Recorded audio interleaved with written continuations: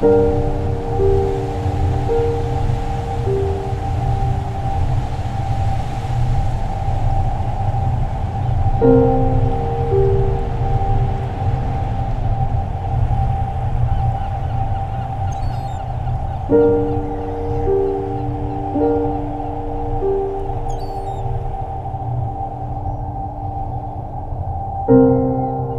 was unconscious. I mean, the next thing I woke up and I was floating about in the ocean, and if it wasn't for the PFD, I would have been drowned, obviously, gone.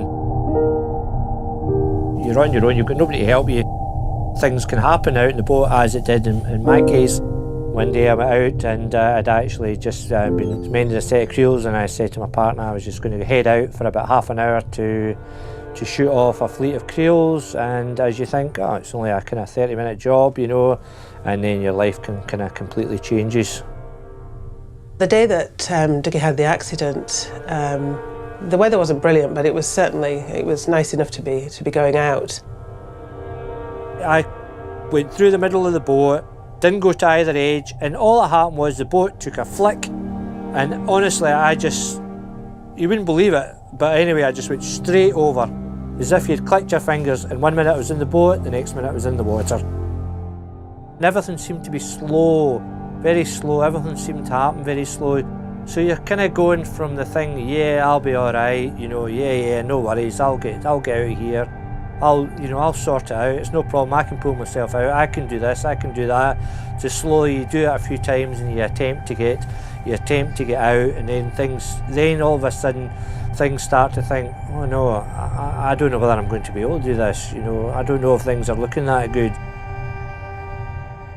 I was amazed how quickly you get exhausted, you know. You think, oh, I'll last a lot, but you know, I'd last 5 minutes trying to get myself out. I remember at one point hanging off the back when I lost grip of the boat and I managed to get back on. I remember at that point, I was out of exhaustion, I couldn't hold on to the boat anymore. But eventually I got the kind of energy to pull myself back, and I had another 2 shots after that. And after that point, I just thought, no, I was just going to make my peace now, I'm not going to get out of this. What I kind of decided to do was actually to lock my arms around the rail on the side of the gunnel, and I thought to myself, well, at least, you know, people are going to find the body, they're not going to be wondering what happened to him, or, you know.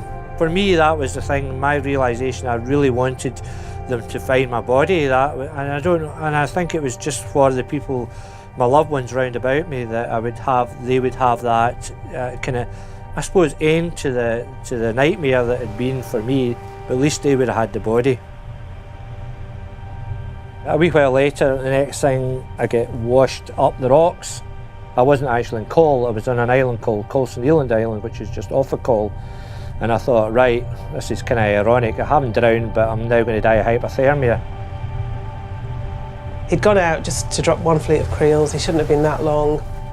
So I just got in the van and drove down to the pier, the main pier, where the Carmack ferry comes in. And if he was out there, I should have been able to see him from there, and I couldn't. So then I started to panic. So then I came back up and I phoned one of the other fishermen, and then we went together down to the pier to have a look for Dougie. And it was Kenny that spotted him. A really small person standing on the shoreline waving his PFD. People think that accidents only happen in bad weather, you know, and that's the wrong way to look at it. You know, accidents can happen anytime, and that's the advantage of wearing a PFD all the time, is because things can transpire quite quickly. If I hadn't been wearing my PFD, I wouldn't be here today, you know. So, and if you've got it on, you're covering your bases. It's not hard to wear, it's not uncomfortable. As soon as you start wearing it and get into the habit of wearing it, you won't do anything without it. The first thing I do is when I get on the boat is I put mine on.